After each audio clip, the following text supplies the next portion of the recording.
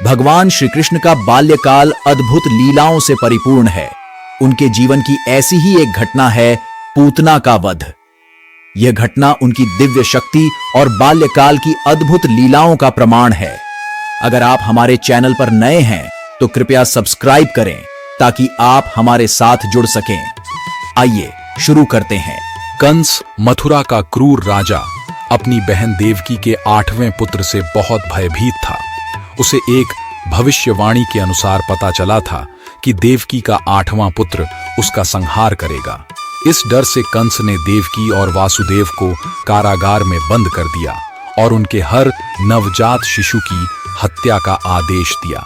जब कृष्ण का जन्म हुआ तो वासुदेव ने उन्हें यमुना नदी पार कर गोकुल में नंद बाबा और यशोदा के पास पहुंचा दिया।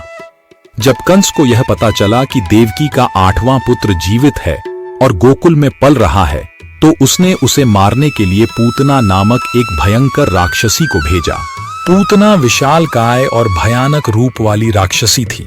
उसके लंबे लंबे बाल, लाल आंखें, लंबी लंबी हाथें और पर्वत के समान शरीर थे। वह बच्चों को मारने में निपुण थी और अपने स्तनों से विषैला दूध पिलाकर उन्हें मार डालती थी।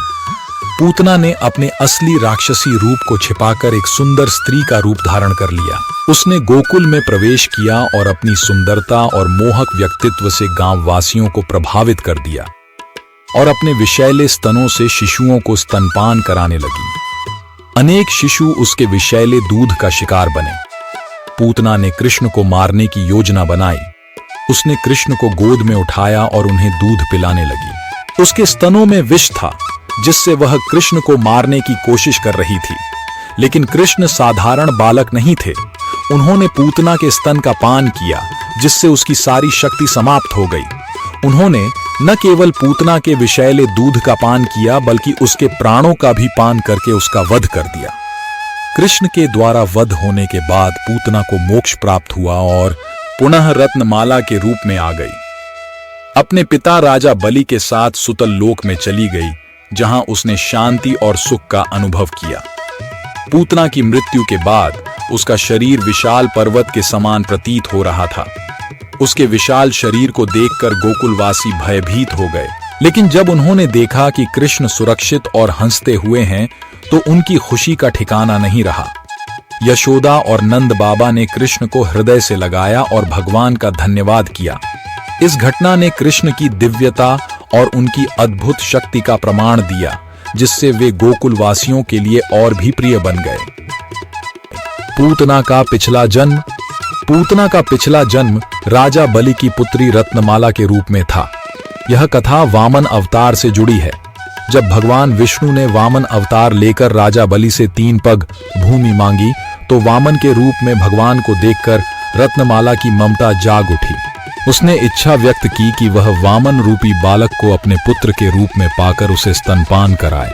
हालांकि जब भगवान विष्णु ने अपने विराट रूप में तीनों लोकों को नाप लिया और राजा बलि को पाताल लोक भेज दिया, तो रत्नमाला का प्रेम क्रोध में बदल गया।